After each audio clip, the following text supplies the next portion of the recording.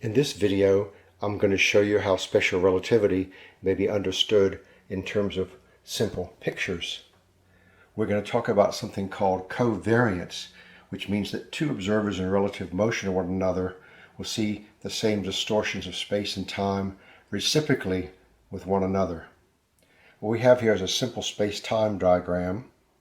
We have one observer at V0 not moving, another at V1 moving rapidly to the right. And moving forward in time, we define two spaces. This is the XYZ space of the stationary observer, and this is the XYZ space of the moving observer.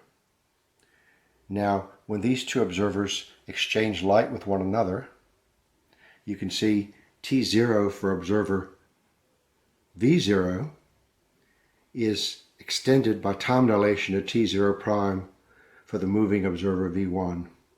That line is longer on the right than on the left.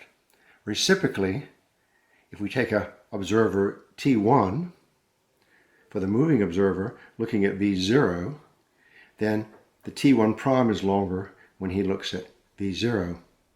So the effects are reciprocal with one another by the exchange of light, as shown by the arrows.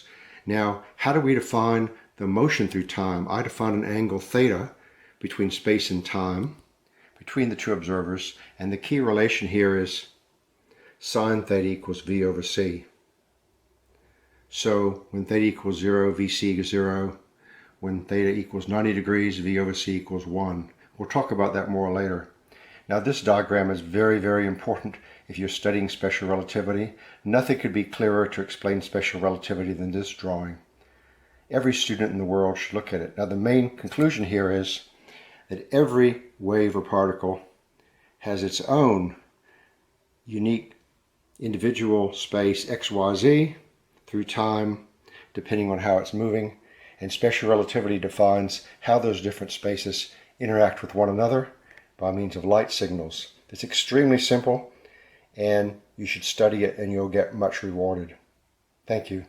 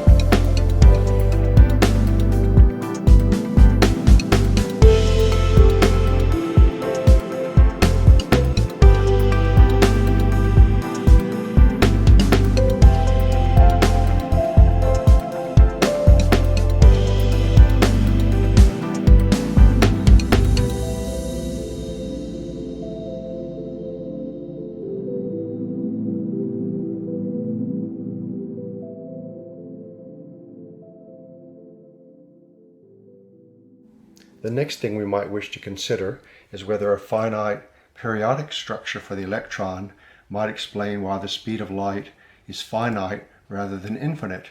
With no ether, you'd expect it to be infinite, but for some reason it's finite. So let's look at this periodic structure, study it carefully, and see what can be gained. Now for these purposes, we're going to study just the stationary observer V0, who is not moving through x, y, z, 0, three-dimensional space, as shown by a horizontal line here. And the periodic structure of the electron is shown by a little spiral or helix that goes upward through time.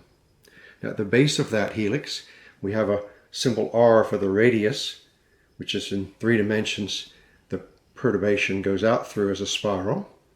And then we have a dotted line just above it, which is parallel to xyz 0 in the same plane. And then the spiral itself takes a slight upward angle, which I'll call theta L, like a pitch angle, which indicates how far it moves forward in time per turn. Now if light's going to be emitted, it'll go along that theta L angle and not horizontal. I'll show you here. There's the light being emitted from this dot, and it goes around and upward through time just slightly by the angle theta L. 4 pi r is the distance over 2 turns for spin-a-half symmetry. So in general, because theta L of the emitting 4D wave particle is slightly greater than 0, we would expect the speed of light to be finite and not infinite. There's no ether to slow it down. It gets slowed down slightly on emission because the periodic structure is moving through time, and that's where it's emitted from. We can also try to quantify the structure of that periodic filament in the next step.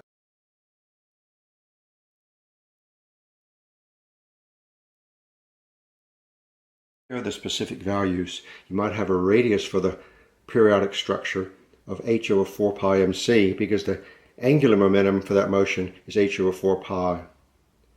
4 pi r would therefore be h over mc, as I've shown here. T we can get from the frequency mc squared over h, which is well known. So we take the reciprocal, t will be h over mc squared, like that, which is about 0.81 times 10 to the minus 15 seconds, pretty fast for each turn. And therefore, we can make an educated guess that this might be the actual time and distance for one turn of the periodic structure in an electron. Whether those values are correct or not, the general conclusion is because theta L here is greater than 0, there's a certain pitch angle on the helix, and that's where light's emitted. The speed of light can't be exactly infinite, but it has to be finite by a small amount. It's a very general and robust conclusion.